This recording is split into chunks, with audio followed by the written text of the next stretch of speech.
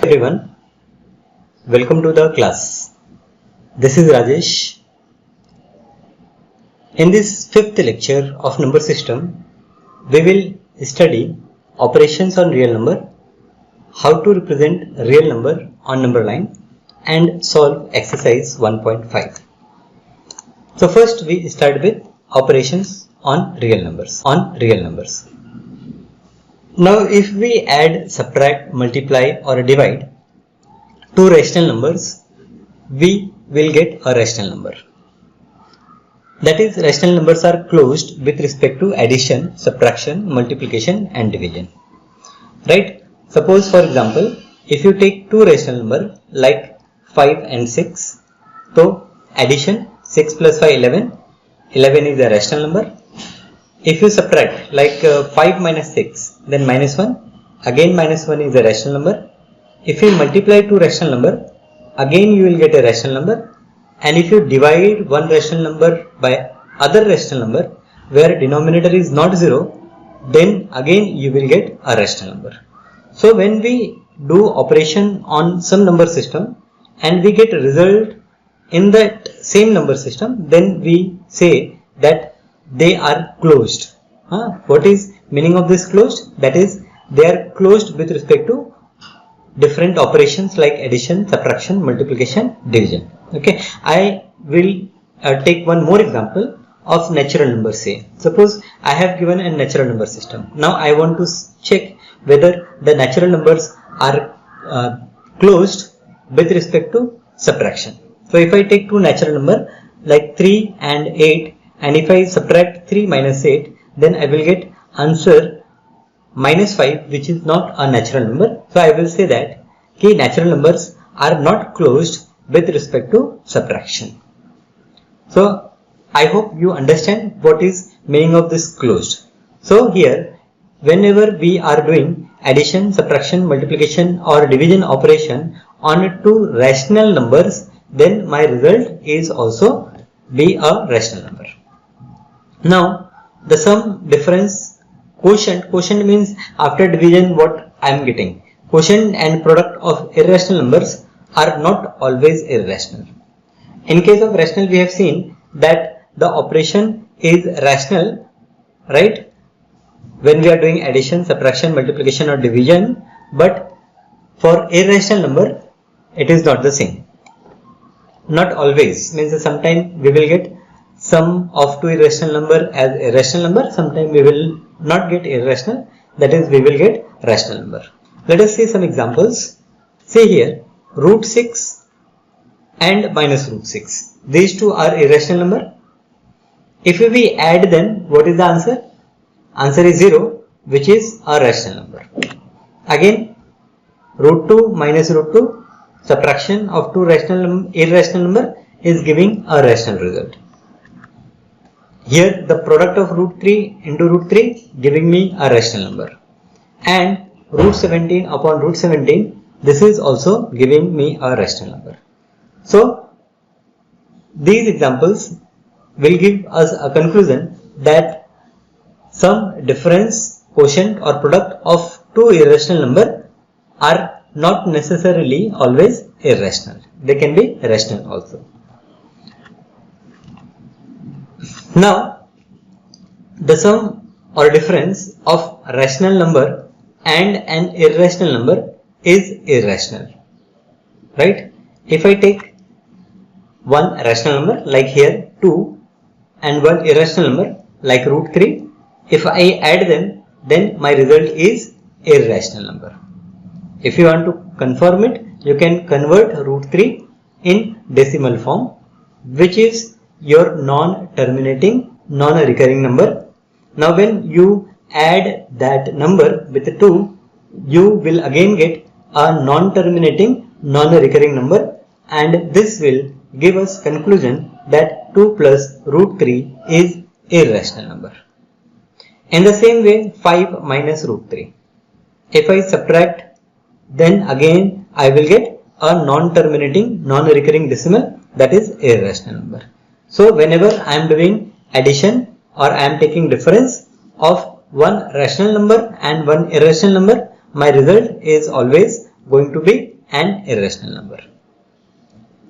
The product or the quotient of a non-zero rational number with an irrational number is irrational. Now, as in case of addition and difference, one rational and one irrational, their addition or subtraction is giving me irrational number. Similarly, if I have two numbers, one rational number and one irrational number, and I multiply them or I divide one by other, then my result is going to be irrational number. So here these two examples, when we calculate, we will get irrational result. So we have understood operations on rational numbers, operations on irrational numbers, and operations on rational and irrational taking together. Got it? Okay. Now let us see how we represent root x of a real number geometrically. Now already we have learned how to represent natural number, square root of natural number, right? Like 2, 3, 5, their square roots, how we can represent geometrically, that we have done. Now say if I say find square root of 2.3, then we cannot find square root of 2.3 by the method which we have already learned.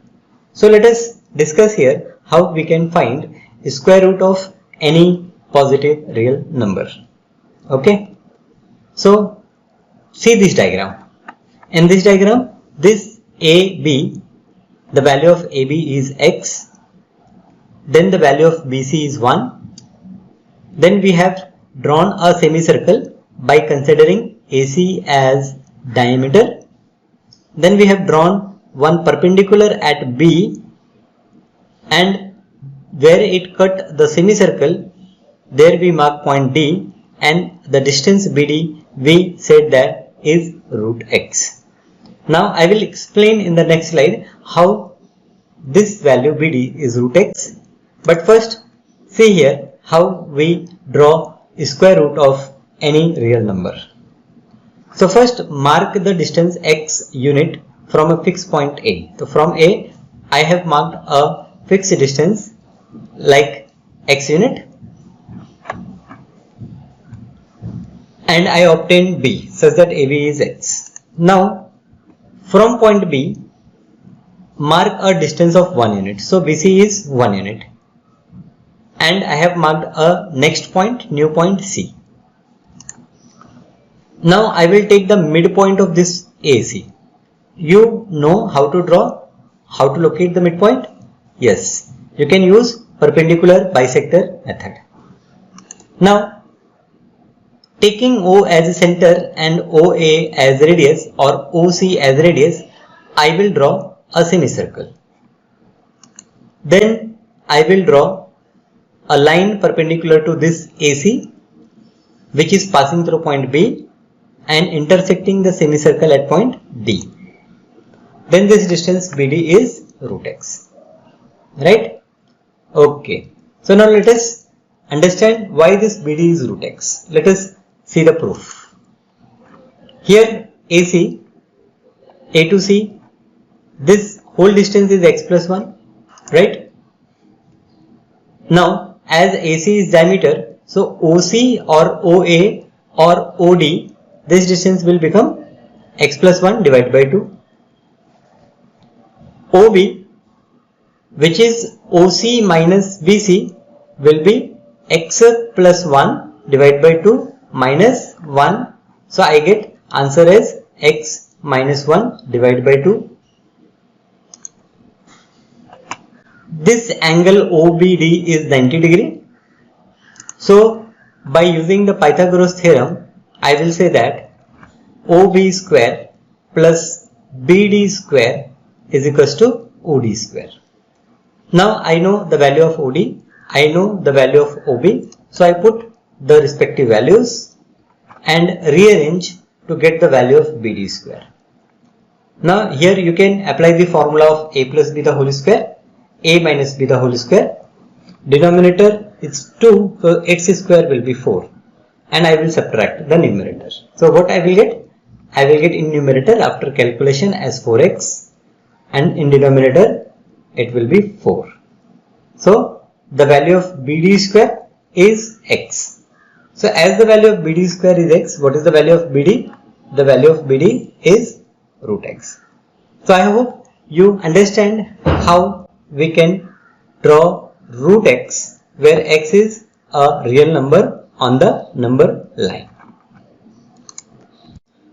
Now let us locate root x on the number line. Here though we have not used a number line. Number line means what? Number line means we had one origin called 0 0, and then on that number line we draw the value root x. Here this root x is along the perpendicular, right? So there what we will do? See, now BD till here we have done the construction. Now what I will do? I will consider this B as the origin and this BD as radius. I draw an arc which cut this BC line at point E. Then as BD is root x, BE will also be root x, and as the point B is origin, this point E will correspond to the value root x. So see, treat line BC as number line with B as 0 and C as 1 and so on. Then draw an arc with center B and radius BD which intersect the line at point E. Then this point E will represent the value root x. Now in the next slide we will see how we can draw this on the paper. AB of length x unit. Then from B on AB take a distance of 1 unit, that is BC is 1. Then we draw the perpendicular bisector of AC. So from A and C we make 2 arcs and locate O, which is the midpoint of AC. Then we draw a semicircle. Now at point B I will draw a perpendicular. See how we are doing construction. This perpendicular cut the semicircle at point D. Then this distance BD is equals to root x. Now we will take B as center and BD as radius. We draw arc which cut this line AB at point E. Now if we take B as origin, then BE will be equal to root x. That is point E represent root x. So this is how we can draw root x on the number line. Now let us discuss about radical sign.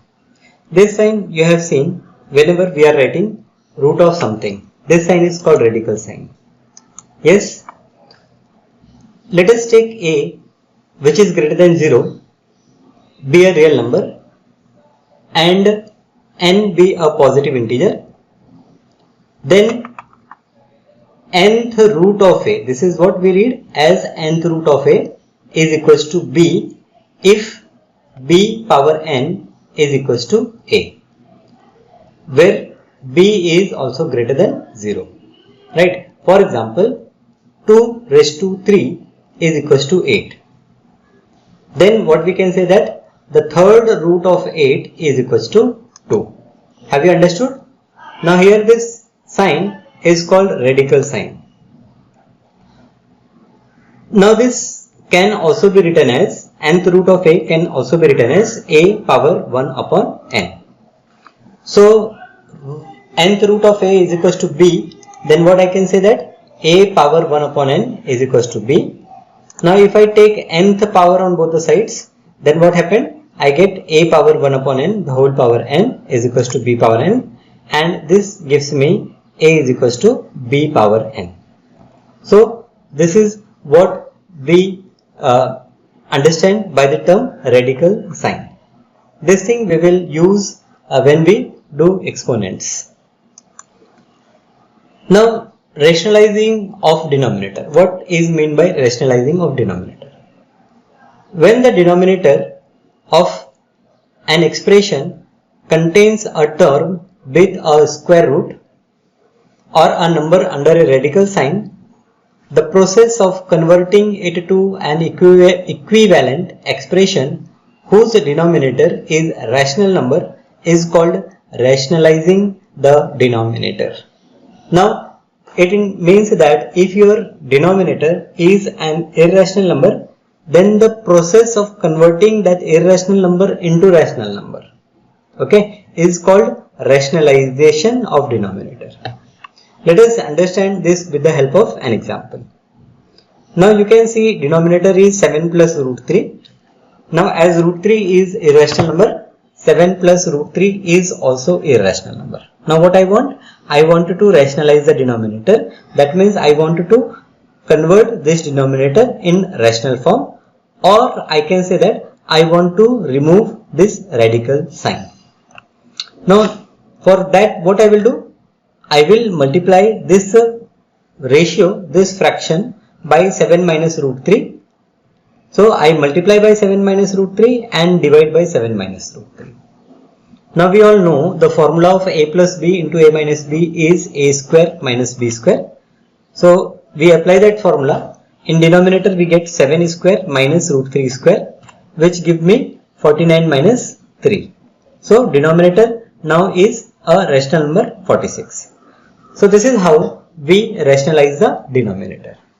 I hope you are getting it. What is rationalization of denominator? How we can rationalize the denominator, right? And what is rationalization? So rationalization means to convert it in a rational form, and the process by which we can convert is rationalization. Now here what we have done? We have multiplied by a number, right? So that we can get the formula of a plus b into a minus b. Now with the help of this formula we can remove the square root term. So in 9th standard we are going to rationalize only the terms in which we have square root terms involved. So in we have these topics to study before we can proceed for exercise 1.5. Let us see what are the problems in exercise 1.5. The first problem is we have to classify the following number into rational and irrational numbers.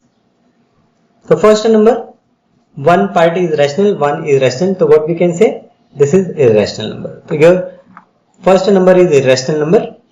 Second, if I open the bracket, then root 23 minus root 23 they will cancel, and I get answer as 3. So this is a rational number. Similarly here this root 7 will cancel and I get a rational number. 1 upon root 2, again if I rationalize denominator I will get root 2 in numerator, therefore it is irrational number. And 2 pi, yes, tell me, 2 pi is also irrational number because pi is irrational. So when an irrational number is multiplied by a rational number, I get answer as irrational number. Simple? Okay. Now here we have to simplify. I am sure that these kind of problems you can solve yourself. There is no need to see the solution. What we do in the first step? In the first step we multiply this 3 with 2 plus root 2, then plus this root 3 with 2 plus root 3. We open the bracket, right, and we get the answer like 3 into 2 6. 3 into root 2 is 3 root 2, root 3 into 2 is 2 root 3, and root 3 into root 2 is root 6. Now if they are like terms, like here root 2, so I can have taken root 2 common, but nothing I can take common. So this is the final answer. Check the second question. 3 plus root 3 into 3 minus root 3. So here I can use the formula a plus b into a minus b, and I get result as 3 square minus root 3 square, which is 6. Now let us see the third problem. Root 5 plus root 2 the whole square. again a plus b the whole square is a square plus 2ab plus b square. So we use the identity. So root 5 ka square 5, 2 into root 5 into root 2 is 2 root 10 and root 2 ka square is 2. So therefore it is, now I can add this 5 and 2. So 5 plus 2 7 plus 2 root 10 is your answer. Fourth problem, again a minus b into a plus b. So answer will be a square minus b square. So you will get answer is 3. The third problem is, we know that pi is, problem is, recall, pi is defined as ratio of circumference of a circle to the diameter. That is, pi is c upon d. This seems contradiction, the fact that pi is irrational, because here I am writing pi as ratio of two numbers, right? But if you remember, rational numbers are ratio of two numbers in which both the numbers are what? Both the numbers are integers. Now c and d must be integer, right? And for pi to be irrational, either of c or d should be irrational, right? How will you resolve this contradiction? So let us see the solution. Now when we measure the length with the scale of any instrument, we only obtain the approximate rational value. Right now, whenever you take the measurement, the answer which you are getting is not 100% accurate. You are getting some approximate value. So we never know whether the number or the measurement that we are doing is rational or irrational. So for this reason, we may not realize that either c or d is irrational and therefore pi is irrational number. This is how we can answer this particular question. Now I have to represent root 9.3 on the number line. So I am not solving, I am just showing you the picture how you can do that. Now I have to represent on number line. So what I will do, I will take B as origin and I take this 9.3 distance on the left side. So this point is minus 9.3. Then from B to C I take a distance of 1 unit. Then I locate the midpoint of this distance, okay, and I draw a semicircle. Now at point B I draw a perpendicular which will be what? Root 9.3. Now as this is origin, so I take this BD as radius and draw an arc which cut this line at point E. So this point E is root x. So this is how I can represent root 9.3 on the number line. Now I have to rationalize the denominator. So here it is simple. What I will do? I will multiply and divide by root 7. So in denominator I get 7 and hence denominator is rationalized. Here see what we will do. So we multiply and divide here by root 7 plus root 6. So that in denominator I get a formula of a minus b into a plus b and hence root 7 plus root 6 is the result. Now here root 7 minus 2 is there in the denominator. So what I will do? I will multiply and divide by root 7 plus 2 and root 7 plus 2. So the result will be root 7 plus 2 divided by 7 minus 4. So root 7 plus 2, 7 minus 4 is what? 3. So this is your answer. So this is how we can divide or we can rationalize the denominator. So in this lecture we have done exercise 3.1.5 and also seen how we can draw a real number on the number line and operations related with rational number, irrational number, and when rational and irrational number both are together. Thank you.